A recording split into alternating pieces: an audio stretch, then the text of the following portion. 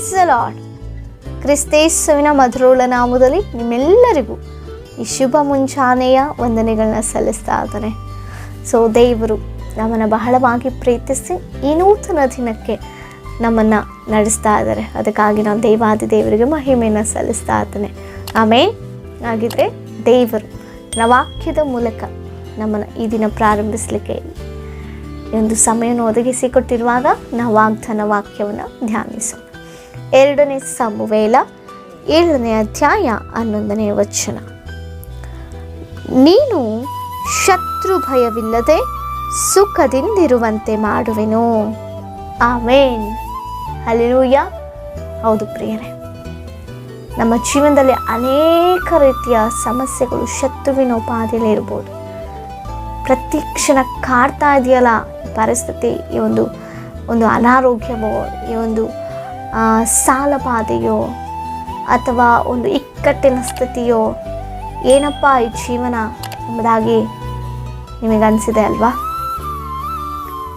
ಏನಪ್ಪ ಈ ಶತ್ರುಗಳ ಕಾಟ, ನನಗೆ ಸಂಬಂಧದೇ ಇಲ್ಲದ ರೀತಿಯಲ್ಲಿ ನಾನು ಕುಗ್ಗಿ ಹೋಗ್ತಾ ಇದ್ದಾನಲ್ಲ ಎಂಬುದಾಗಿ ಕಣ್ಣೀರಿಡ್ತಾ ಇದ್ದೀರಲ್ವ? ಆದರೆ ದೇವರು ಈ ದಿನ ನಿಮ್ಮೊಟ್ಟಿಗೆ ಮಾತನಾಡ್ತಾ ಇದ್ದಾರೆ, ನಮ್ಮೆಲ್ಲರೊಟ್ಟಿಗೆ ಮಾತನಾಡ್ತಾ ಇದ್ದಾರೆ. ಹೌದು, ನಾವು ಶತ್ರು ಭಯ ಇಲ್ಲದೆ ಸುಖದಿಂದಿರುವಂತೆ ದೇವರು ಮಾಡ್ತಾರಂತೆ. ಆಮೇಲೆ ಹಲ್ಲೆಲೂಯಾ. ಎಸ್, ನಮ್ಮ ಜೀವನದಲ್ಲಿ ಶತ್ರುಗಳು ಪಾದಿಯಲ್ಲಿ ಮನುಷ್ಯರಿರ್ಬೋದು, ನಮ್ಮ ಕೇಡಿಗಾಗಿ ನಮ್ಮನ್ನು ಅನ್ಯಾಯಗೊಳಿಸ್ಬೇಕೆಂಬುದಾಗಿ ನಾವು ಒಳ್ಳೆ ರೀತಿಯಲ್ಲಿ ಬದುಕಬಾರ್ದು ಎಂಬ ರೀತಿಯಲ್ಲಿ ಅನೇಕ ರೀತಿಯ ಕೇಡನ್ನು ಕಲ್ಪಿಸುವಂಥವ್ರು ನಿಮ್ಮ ಜೀವನದಲ್ಲಿ ಇರ್ಬೋದು. ಅವನ್ನ ತಪ್ಪಿಸ್ಕೊಳ್ಳಲಿಕ್ಕೆ ಆಗದಂಥ ಸ್ಥಿತಿಯಲ್ಲಿರ್ಬೋದು.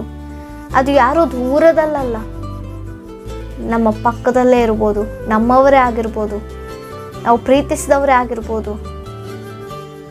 ಆದರೆ ದೇವರು ವಾಗ್ದಾನವನ್ನು ಮಾಡ್ತಾ ಇದ್ದಾರೆ, ಯಾವ ಶತ್ರು ಭಯ ಇಲ್ಲದೆ ಸುಖವಾಗಿ ಸಂತೋಷವಾಗಿ ನಾವು ಕರ್ತನಲ್ಲಿ ಸಂತೋಷವುಳ್ಳವರಾಗಿ ಕರ್ತನ ಸೇವೆ ಮಾಡುವಾಗಿ ಇರುವಂತೆ ದೇವ್ರ ಕೃಪೆ ಮಾಡಿಕೊಡ್ತಾರಂತೆ.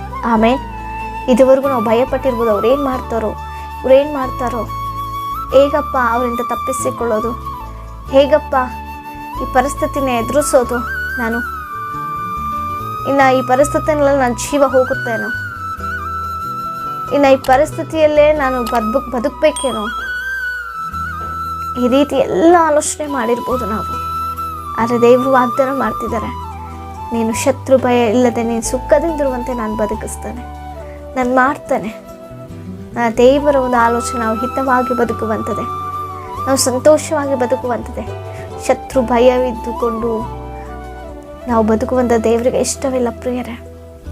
ಸಾಲ ಬಾಧೆ ಒಂದು ಶತ್ರು ಉಪಾಧಿಯಲ್ಲಿರುತ್ತೆ, ಅನಾರೋಗ್ಯ ಒಂದು ಶತ್ರುವಿನ ಉಪಾಧಿಯಲ್ಲಿರುತ್ತೆ.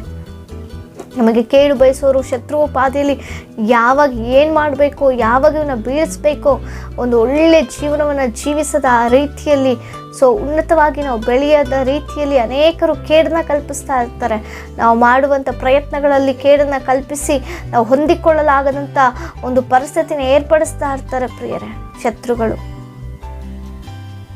ಆ ರೀತಿ ನಿಮಗೆ ಅನ್ಯಾಯ ಆಗಿದೆಯಾ? ಆ ರೀತಿಯಾಗಿ ನೀವು ಮೋಸ ಹೋಗ್ತಾ ಇದ್ದೀರಾ?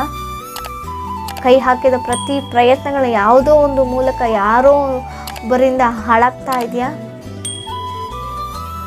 ಇವರಿಂದ ನನ್ನ ಜೀವನವೇ ಹಾಳಾಯಿತು ಅನ್ನುವಂಥ ಸ್ಥಿತಿಗೆ ನೀವು ಬಂದಿದ್ದೀರಾ? ಆದರೆ ದೇವರು ಹೇಳ್ತಾ ಇದ್ದಾರೆ, ಅವರೆಲ್ಲರನ್ನ ದೇವರು ಬಿಡಿಸ್ಲಿಕ್ಕೆ ಶಕ್ತ. ಆಮೇಲೆ ಆ ಭಯ ಇಲ್ಲದಂತೆ ಮಾಡ್ತಾರೆ ದೇವರು. ಸುಖವಾಗಿರುವಂತೆ, ಸಂತೋಷವಾಗಿರುವಂತೆ, ನೆಮ್ಮದಿಯಾಗಿರುವಂತೆ ದೇವರು ಜೀವಿಸುವಂತೆ ಮಾಡ್ತಾರೆ. ನೀವು ನಂಬ್ತಾ ಇದ್ದೀರಾ? ಕಳೆದ ವರ್ಷವೆಲ್ಲ ಅನೇಕ ಭಯದಲ್ಲಿ ನೀವು ಜೀವಿಸಿರ್ಬೋದು. ಏನಾಗ್ಬೋದು ನನ್ನ ಜೀವನ, ಇನ್ನು ಇದೇ ವರ್ಷ ಕೊನೆ ಎಂಬುದಾಗಿ ಅನೇಕರು ನೆನೆಸಿರ್ಬೋದು. ಗಂಡನ ಪರಿಸ್ಥಿತಿ, ಮಕ್ಕಳ ಪರಿಸ್ಥಿತಿ, ಹೆಂಡತಿಯ ಪರಿಸ್ಥಿತಿ, ಎಷ್ಟೋ ನನಗೆ ಬಾಧೆ ವೇದನೆ ಉಂಟು ಮಾಡಿರ್ಬೋದು. ಇನ್ಯಾಕೆ ಜೀವನ, ಇದಕ್ಕೋಸ್ಕರವ ನಾವು ಬದುಕಬೇಕು ಅನ್ನುವಂಥ ಮಟ್ಟಕ್ಕೆ ನಾವನ್ನು ತೆಗೆದುಕೊಂಡು ಹೋಗಿರ್ಬೋದು. ಅಥವಾ ನಾನು ಬದುಕಿದ್ರೆ ಇನ್ನೇನು ಹೊಂದಿಕೊಳ್ಬೇಕೆ ಇವರಿಂದ, ಇನ್ಯಾವ ರೀತಿ ಬದುಕನ್ನು ನಾನು ಸಾಗಿಸ್ಕೊಳ್ಬೇಕು ಅನ್ನುವಂಥ ಭಯದಲ್ಲಿ ಜೀವನವೇ ಬೇಡ ಅನ್ನುವಂಥ ರೀತಿಯಲ್ಲಿ ನಾವು ಹೋಗಿರ್ಬೋದು. ಆದರೆ ದೇವರು ತಿಳಿಸ್ತಾ ಇದ್ದಾರೆ, ಆ ಭಯ ಇಲ್ಲದಂತೆ ನೀವು ಸುಖದಿಂದಿರುವಂತೆ ನಾನು ಮಾಡ್ತೀನಿ ಎಂಬುದಾಗಿ. ಆಮೇಲೆ ಅಂಥ ಧನ್ಯತೆ ದೇವರು ಒದಗಿಸಿ ಕೊಡ್ತಾ ಇದ್ದಾರೆ.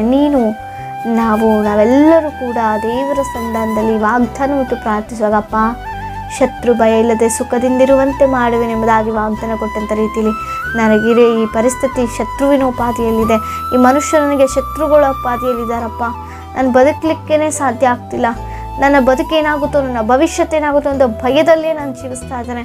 ಈ ಭಯದಿಂದ ನನ್ನ ಬಿಡುಗಡೆ ಸ್ವಾಮಿ, ಬಿಡಿಸು ಸ್ವಾಮಿ, ಈ ಒಂದು ಪರಿಸ್ಥಿತಿಯಿಂದ ನನಗೆ ಬಿಡಿಸು ಸ್ವಾಮಿ, ಹೊರ ತೆಗೆದುಕೊಂಡು ಬಾಕರ್ತೇನೆ. ಆ ಮನುಷ್ಯರಿಂದ ನನ್ನ ಶಾಶ್ವತವಾಗಿ ದೂರಪಡಿಸಪ್ಪ.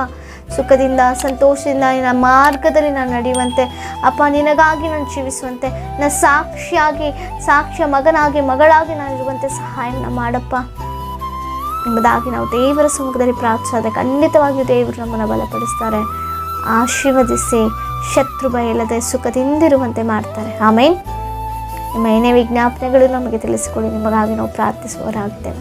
ಪ್ರಾರ್ಥನೆ ಮಾಡಿಕೊಳ್ಳಿ. ಪರಿಶುದ್ಧನಾದಂಥ ದೇವರೇ, ಅಪ್ಪ ನಿಮಗೆ ಸ್ತೋತ್ರ. ಅಪ್ಪ, ಈ ಲೋಕದ ಯಾತ್ರೆಯಲ್ಲಿ ಅನೇಕ ಭಯಗಳು ನಮ್ಮನ್ನು ಕಾಡ್ತಾ ಇದೆ. ಆ ರೀತಿ ಶತ್ರುವಿನ ಭಯ ಒಂದು ಕರ್ತನೆ ಅಪ್ಪ, ಶತ್ರುವಿನ ಭಯದಲ್ಲಿ ಕರ್ತನೆ ಪರಿಸ್ಥಿತಿಗಳು, ಸಮಸ್ಯೆಗಳು, ಮನುಷ್ಯರು ಶತ್ರುವಿನ ಉಪಾಧಿಯಲ್ಲಿರುವಾಗ ನೀನು ಬಿಡುಗಡೆ ಕೊಡ್ಕರ್ತನೆ, ನೀನು ನಮಗೆ ಸುಖವನ್ನು ಒದಗಿಸಿ ಕೊಡ್ಕರ್ತನೆ.